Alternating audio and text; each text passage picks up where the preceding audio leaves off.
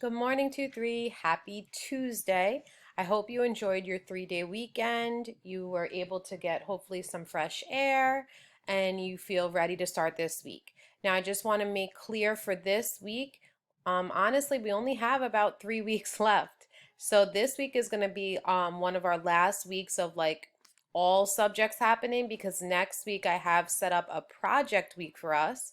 That's right, next week's a project week. So this week we have to keep focused, stay strong, and make sure that we're completing all of our assignments, staying on task, so that way when report cards are starting to come up that we have to get them done, we're not rushing to do all of our work and missing assignments, which are going to hurt our grades. So keep strong this week. Let's get all of our work done. Project week is next week, so you'll have a nice little break with that. So let's just stay on focus and task, okay? So let's talk about what we're doing for reading this week. For reading, because we finished our Judy Moody book, I figured that we really need to just go back this one big week and just practice our comprehension skills. Because as we know, when you're going into third grade, you are now switching from the learning how to read to now reading to learn. What that means is you're really going to be tested in third grade to make sure that you're understanding now what you read, all the questions that you need to answer. So we're going to be practicing this week our reading comprehension skills, making sure you understand and how to find your answers in the text and that you're using your text to find those answers. So today we're going to be reading a passage called Puffins, and then you're going to have to answer questions. So here's your instructions. The very first thing, number one, is listen to Puffins, because I'm obviously going to read that part to you. Number two is just something for fun. It is optional. I want to just make that clear. You do not have to do number two. But number two, I did something fun this week. You could record yourself reading a couple of sentences or just one paragraph from Puffins and post it on Flipgrid. Okay? If you choose to do that, I have right down here the link that you'll click and log in with your Google email, and then you will click on the green plus button, and you can then record yourself reading Puffins. If you want more information on how to record and submit your video, I also put here some directions for you. Again, you don't have to, but I'm just trying to promote your reading fluency, practicing reading, especially because you're going to hear me read it, that maybe you'll want to then sit and read even a couple sentences or a paragraph for the class to hear. Okay, so again, that's just optional and just for fun to get your teacher reading voice and just have fun with Flipgrid. Number three, this is not optional. After you listen to Puffins, you then have to answer the questions on Puffins. Make sure you are going back to the text to find the answers, and also make sure you restate and answer in complete sentences when you have to type your answer. So, I already zoomed in, so it's easier for you to follow when I read the passage, okay? So I'm going to be reading this to you. Again, you have the choice of submitting a Flipgrid for fun, of you reading only either a couple sentences, or you would pick only one paragraph, because you only have a certain amount of time on Flipgrid that you can make your video for, okay? So I'm going to read this to you first. And then when we do the questions, I'm going to go over one question in particular with you, because you only have one question that you have to type. All the other questions are going to be multiple choice.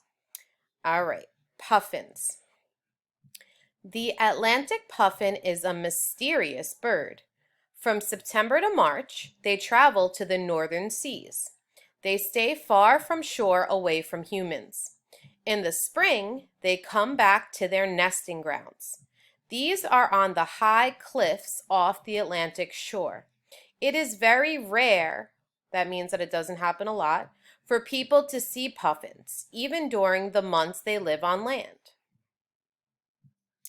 Puffins are considered the clowns of the sea for the special waddle they have when walking on land. They are only around 7 inches tall, with bright orange beaks and black and white feathers.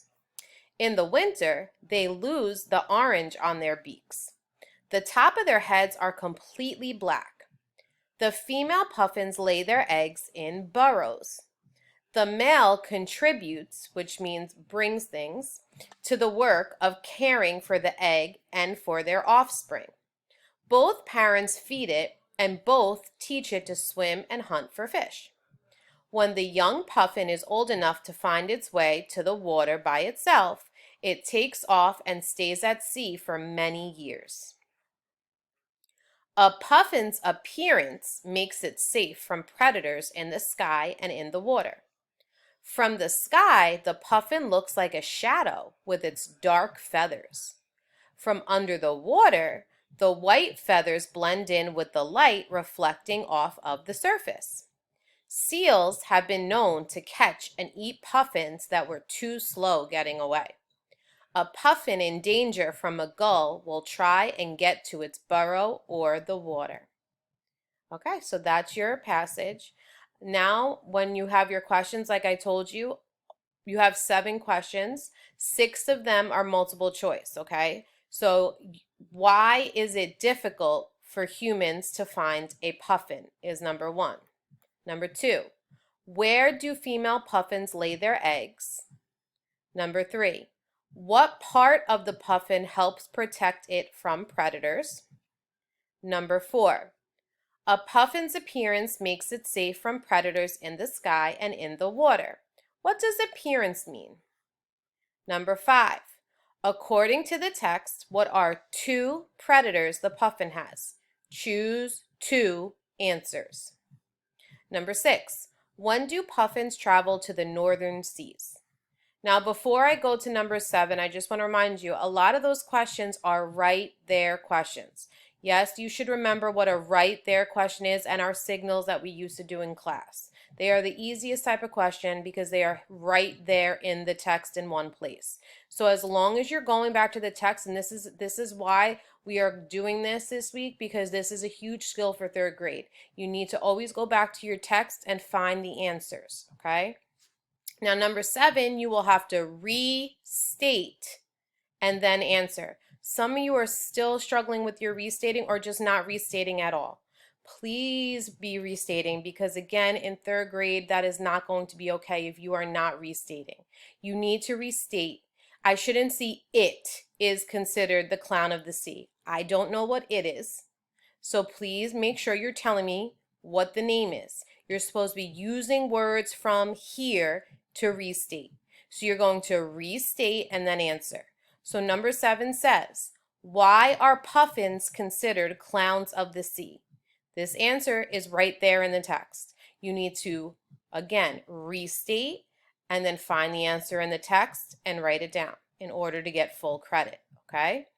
All right, so that's what you're doing for reading today. Again, the flip grid is just something fun for you to do. You do not have to post a video, but again, it's just an option for you to do it just to practice your reading fluency, to make sure you're still practicing reading out loud.